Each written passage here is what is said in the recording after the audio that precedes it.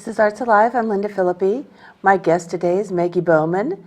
Maggie is a local artist, silversmith, jewelry maker, and she's here to talk about her work. So welcome. Hi, nice to be here. Glad you could come today. So let's just dive right in because you have so many fun, sparkly, shiny things, and you know jewelry is, in fact, my favorite.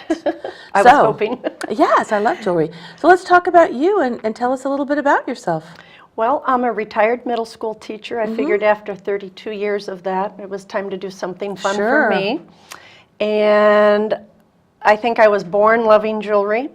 And about 8 years ago, I decided to take a class so I could repair jewelry, and I discovered that I really enjoyed making my own jewelry. Oh, that's wonderful. So where did you take the class? How did you get started in that? One of the best classes I've ever taken in all these years was at PCC. There's a wonderful jewelry teacher, Cindy Proctor, who teaches at Newburgh Jewelry Studios through PCC. As a matter of fact, here's their magazine. Okay. And I just started taking classes. You learn the basics.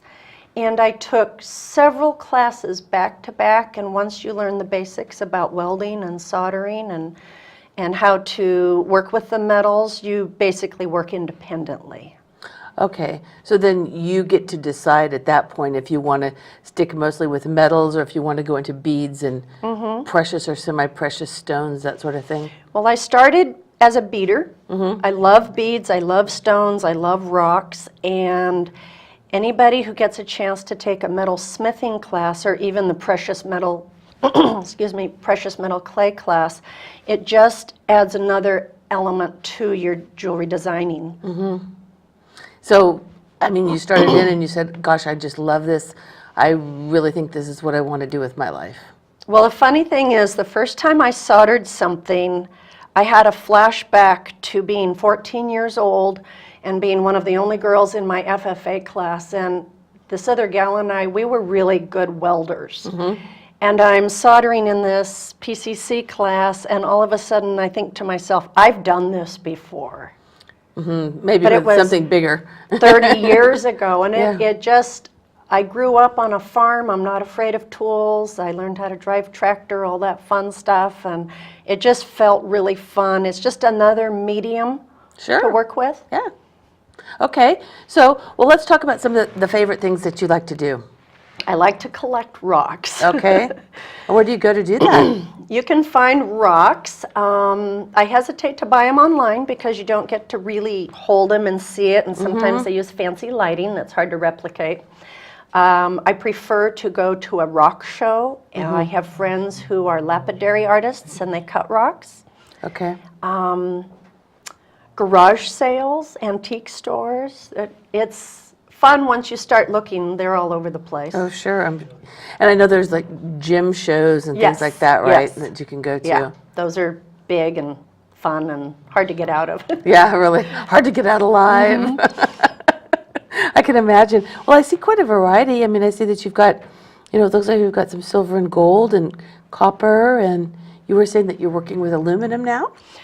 I work primarily with silver.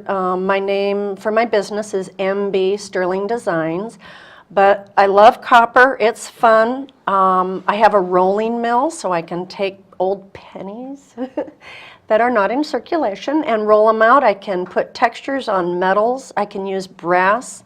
The gold tone you see on these is brass. Oh, okay. And so it keeps the cost down, and you can buy it at Lowe's.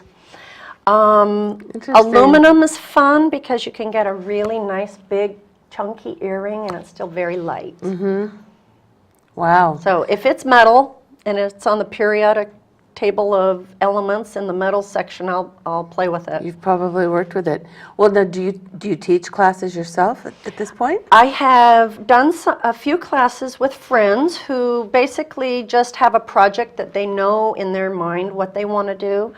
One special friend had seen a petroglyph and she wanted to do a wire version of it, and it turned out exactly like the sketch that she wanted. Nice. We set a little opal on it. And oh, wow. So people who come to me really know what they want, and that's really fun to let somebody else do the hammering and pounding. It's actually quite fun to just, really hammer away and then light stuff on fire. It's great. So for yourself, then you'll do things that you just feel like doing, create your own designs, and you'll also work with if somebody has, like say, an occasion or a particular outfit that they're looking for something to go with just that, right? I did a very special set of jewelry for a friend last summer when her daughter got married. They were dangle earrings with amethyst, and her dress was this beautiful dusty purple color. So it was really fun, and she helped. She designed them. Did she? We sat down together, paper napkin, and designed it out. And she was very happy with how it turned out. So you do all kinds of jewelry. You do rings, bracelets. I do. I love watch bands because you have basically 4 square inches of artwork. Love rings. I have to steal a phrase from a friend, Sheila, who says, if you can't see it from across the street, why bother? Okay, So I like it. I do know how to make dainty and delicate jewelry. I have trouble with dainty, but frankly, I just kind of go for the gusto. I like it. It's an attitude. It is. Now let's talk about the piece that you're wearing, the necklace, because that's really interesting. I'm wearing an owl silhouette with a full moon and some mountains. It's kind of like the Three Sisters range. I found the silhouette of this owl in a magazine. It might have been an Audubon and so I remember looking at that silhouette. There were owls where I grew up. I grew up down in the Applegate Valley in Southern Oregon. Oh, okay. And there were owls in the trees behind our home, and I would lie awake at night with the window open and hear the owls, talking to each other. And it always amazed me how they would take turns, and you knew they were talking to each other. So always have been a favorite of mine. So when I saw the photograph, I knew it would make a really nice little pendant, and I put a moon in for the full moon, and then there's a little tiny mountain range at the bottom. That's nice. That's really pretty. It's interesting and obviously one of a kind. It is. It is. So where do you typically show your work? I have my jewelry. I have some at home, not very much, in my little shop, aka my garage. I sell some through my Facebook business page, MB Sterling Designs, and the majority of my jewelry is here in McMinnville at Northwest Food and Gift. Okay. So people can obviously Yes. find it. Yes. Right on 3rd Street. That's wonderful.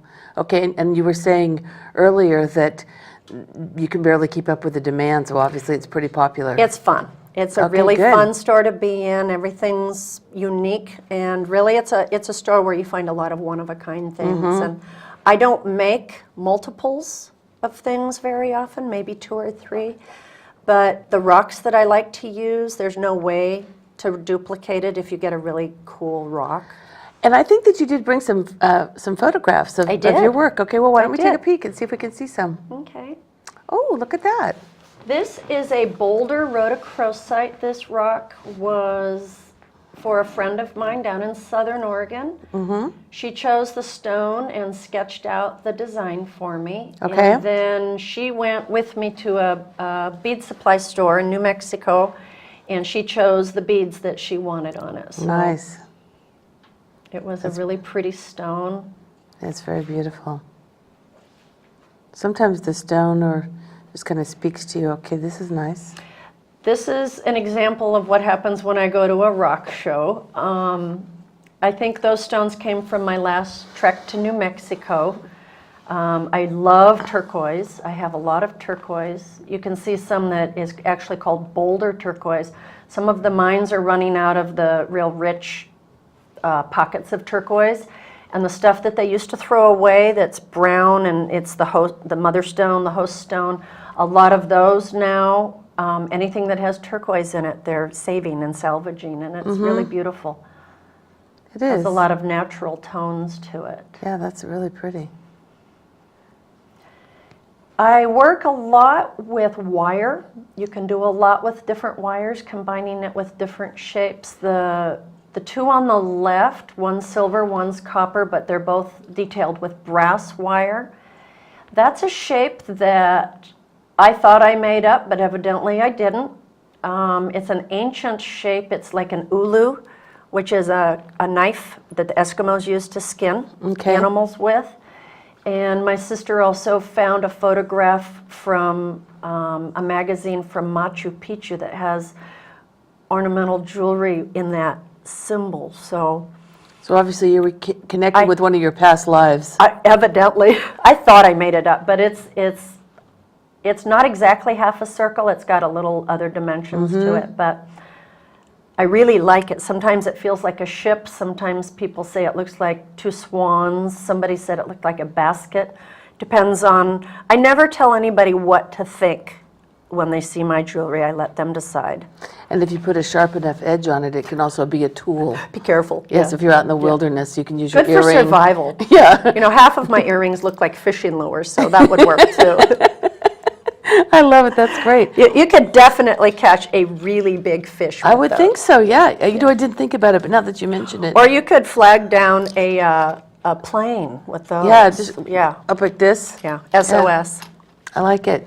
Well, if you're ever out in the middle of, well, I guess I shouldn't say that in light of the plane, but if you're ever out in the middle of the ocean on a raft, make sure you have a big pair of earrings.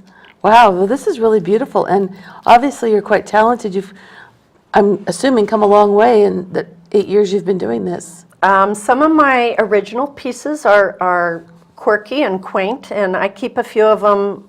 I don't share them, but I wear a lot. I get a pair that I really love, and then I end up selling them to somebody. Every once in a while, someone will grab me in the supermarket and go, "Wow, those are pretty," and I go, "Okay."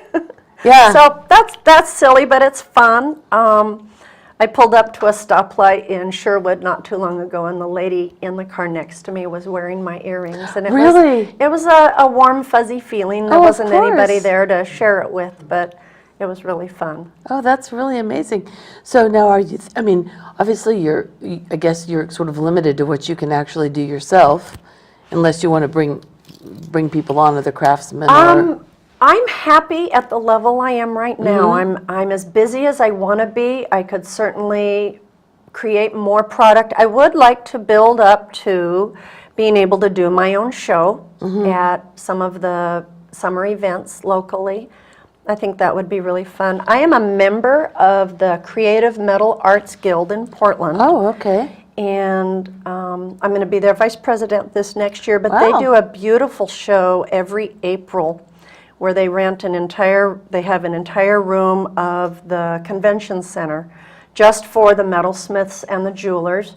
Another hall will be filled with ceramic artists. Another hall will be filled with bead. There will be glass artists and woodworkers. Wow. So that's the May 3rd, actually. It's May 3rd, Okay. that weekend. And if you can get to the convention center that weekend, plan on spending at least 4 to 6 hours walking around. Oh my goodness, that sounds The wonderful. best artists in the Northwest will be there. And I would like to do that show, but I frankly don't have enough pieces to do my own table.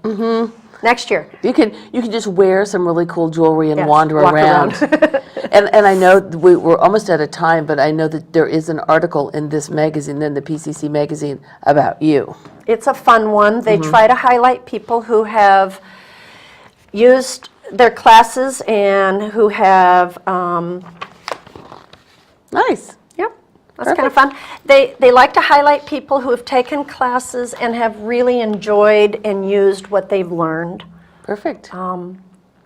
It was one of the best classes I've ever taken, and there are local classes here in McMinnville at Jack of All Beads where people can learn silversmithing skills. That's wonderful, and I really want to thank you for being here today. Thank you. And I look forward to catching up with you again. Great, thank you. Thank you.